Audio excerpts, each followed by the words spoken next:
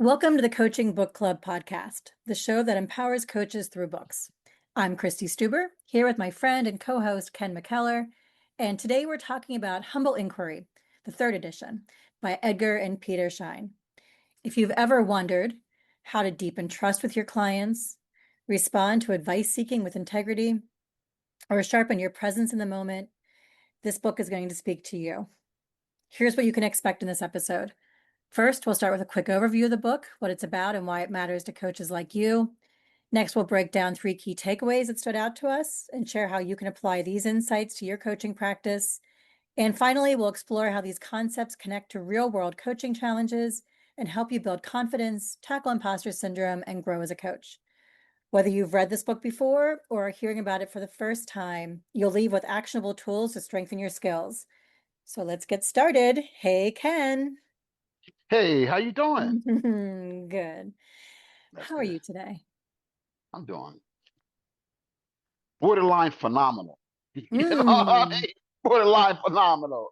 You know, so only thing I put this thing over in the phenomenal category is a peanut butter jelly sandwich, Fritos, and chocolate milk. But I'm trying to trim it down, so I'll just stay with the borderline phenomenal for now. All right. Well, how does your phenomenal self respond to this book? What was important about it to you? Well, more so affirmation, confirmation than Mhm. anything. When we're talking about humble inquiries, humble inquiries. Is what we do as coaches. That's what they taught. They said basically, here's what coaches do. We're gonna break it down and we're going to package it in a way that anybody can do it so it can impact not only at work, but it impact your relationships with your partner, with your kids, with the people at the drugstore, just being curious.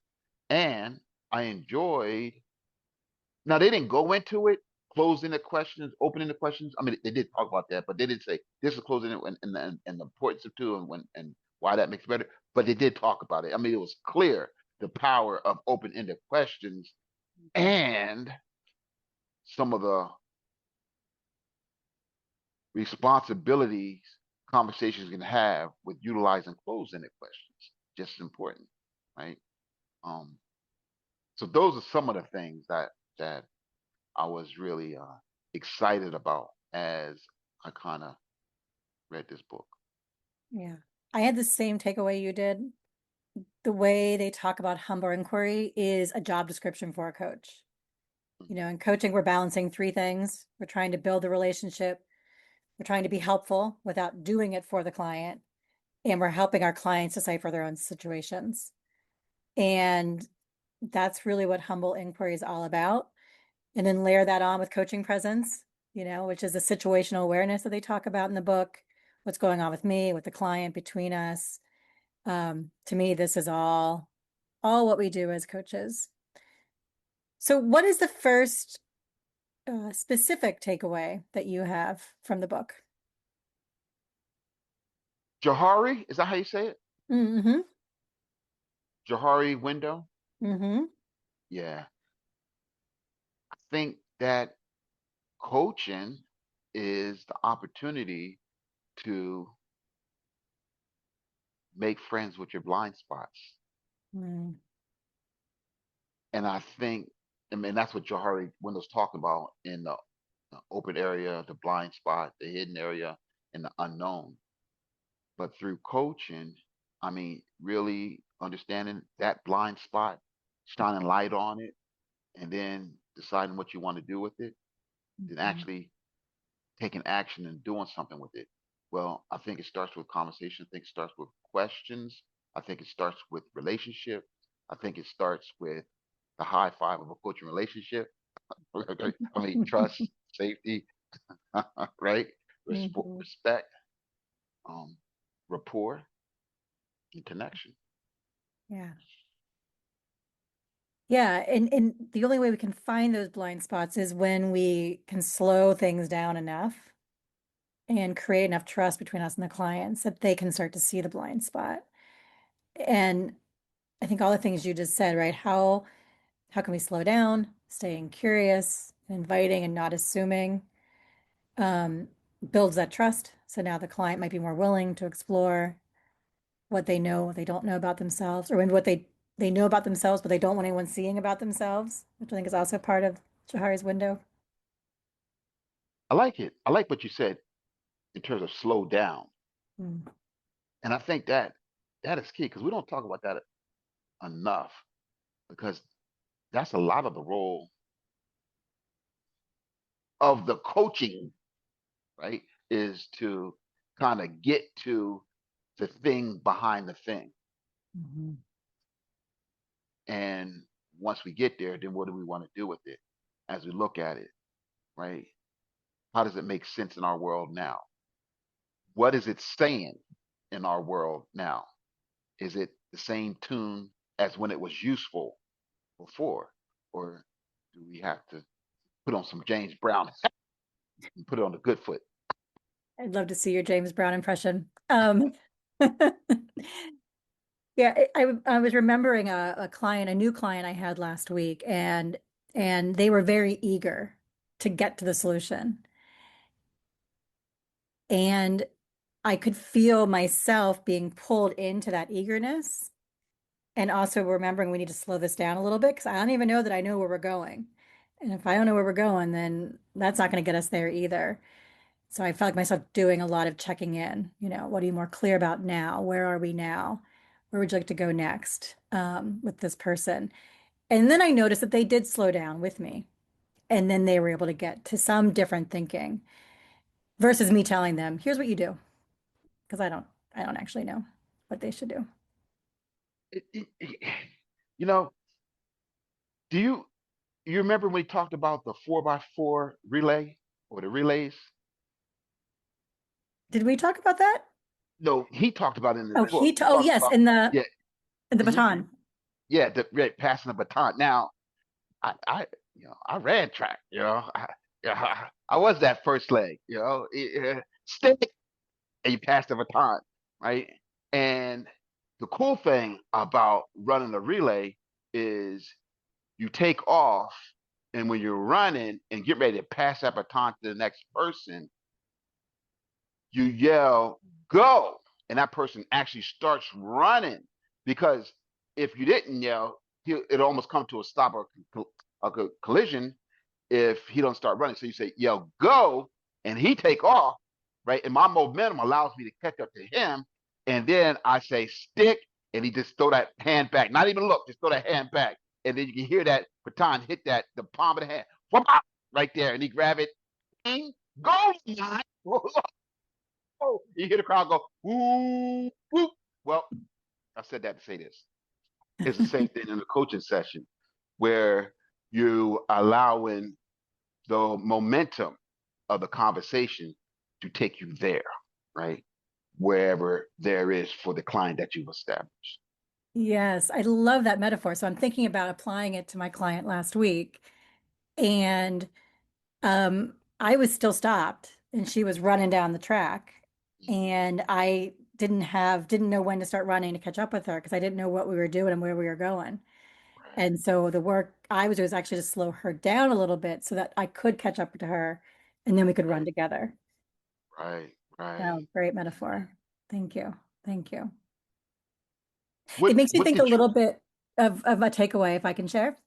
Yes, I was going to ask you that. I think the takeaway was about advice giving, which we've talked about before. This book was a great reminder of the impact advice giving can make on the relationship. And I wouldn't say that it does it in a positive way. Um, you know, so there are two things that go with this. One is when people say, tell me what to do, which is also what happened last week with this person, um, to pause and say, well, I can help you think about that. Can I ask you some questions first? Right? So to acknowledge what they want to do and also to start to ask more open-ended questions to get more information. And then I find more often than not, when I'm asking questions, especially questions to which I don't know the answer, I really am trying to get us in a in an agreement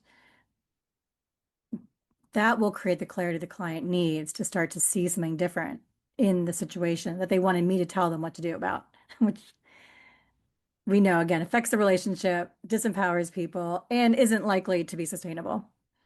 Yeah. I I have noticed that it's a different conversation when I'm asking about what you want to do about that advice, or asking more clarifying questions, right? Versus giving answers.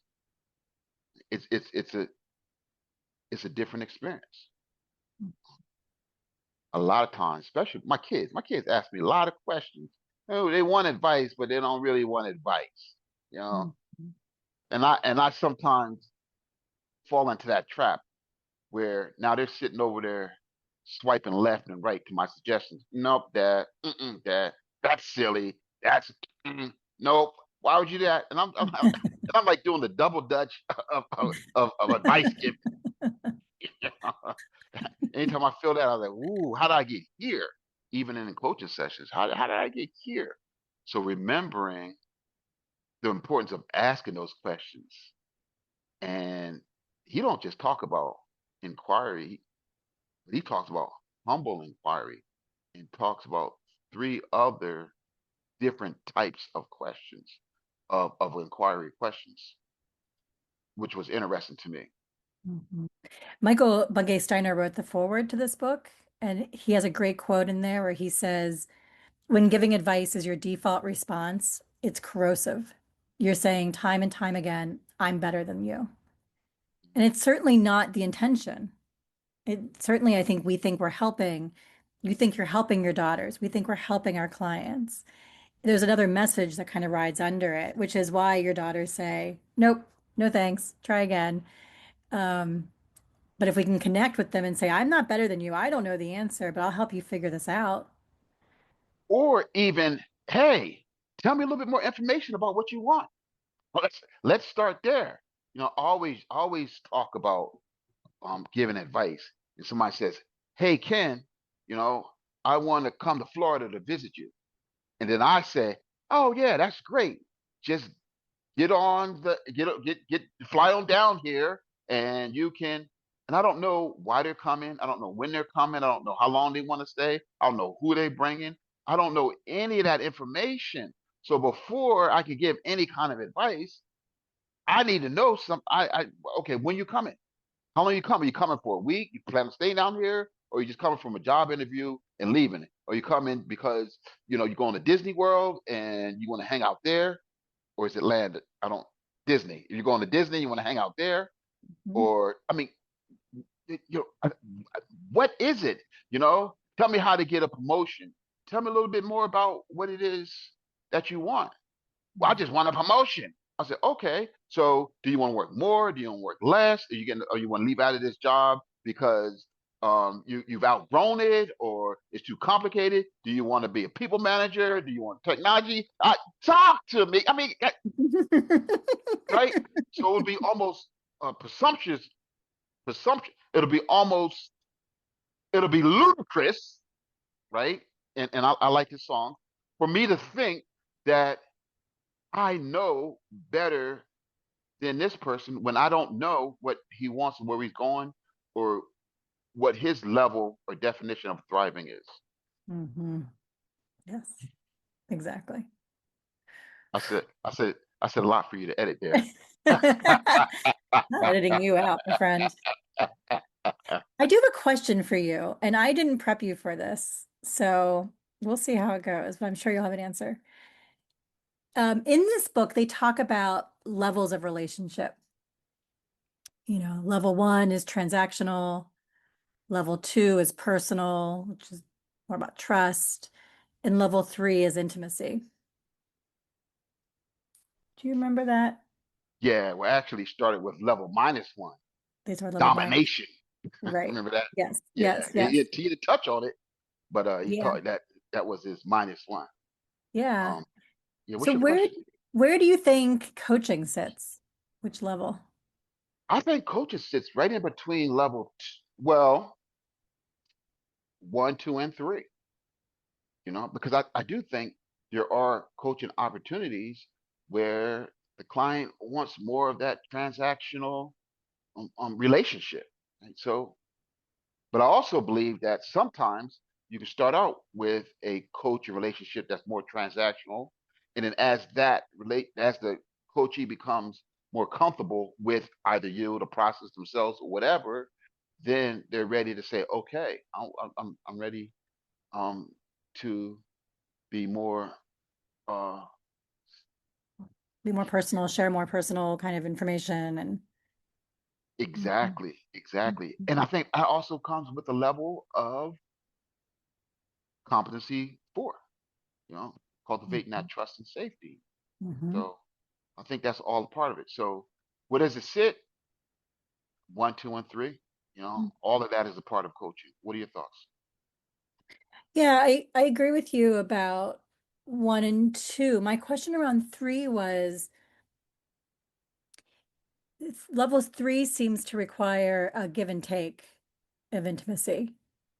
And I wonder if that is how that shows up in the coaching. If the coach is not going to be sharing um, the same level of intimacy information with a client, does that make us at more of a, like, am I more of a level two or my clients at a level three? Or as I'm talking, I'm thinking out loud, is it a different kind of intimacy? So while they may be sharing more of their thoughts, beliefs, feelings, I'm being vulnerable in a different way without having to share mine. You're pointing and nodding. I agree. That vulnerability is a level of intimacy Yeah. when that client shares out loud for the very first time that they don't want the promotion because they Mhm. don't want to give up that work-life balance, right? Mhm. That's a different level of intimacy. When the coach shuts up and allows quiet to ask the question or silence to ask the question, that's a level of a different kind of intimacy where you're witnessing or have the opportunity, you get to witness this human being experience themselves. That was beautiful. That is what I'm going to be thinking about after this episode and applying to my coaching practice, noticing those vulnerabilities where we're both sharing bits of ourselves, maybe in different ways. What are you going to be applying to your coaching practice? I think what this gave me an opportunity to do is remember as a coach who the questions are for. Mm. We're talking about in coaching, asking questions. But for me, the questions are not for me, but it's for the client to explore who they are, where they are, what they are. Yeah. Okay, I think that wraps up our discussion for today. How are some good insights from humble inquiry, from replacing advice giving with curiosity fueled partnership, slowing down and creating deep trust earlier to get to clarity later. And this last little bit about intimacy and vulnerability and how that looks in our coaching sessions. These ideas have the potential to transform how we coach, how we lead, and how we relate. And we hope these takeaways have sparked new ideas for your practice, dear listener, and inspired you to dig deeper into this incredible resource. Thanks for spending your time with us today. Your commitment to learning and growth is what this podcast is all about. And if you enjoyed today's episode, make sure to subscribe to the Coaching Book Club on your favorite podcast platform so you never miss an episode.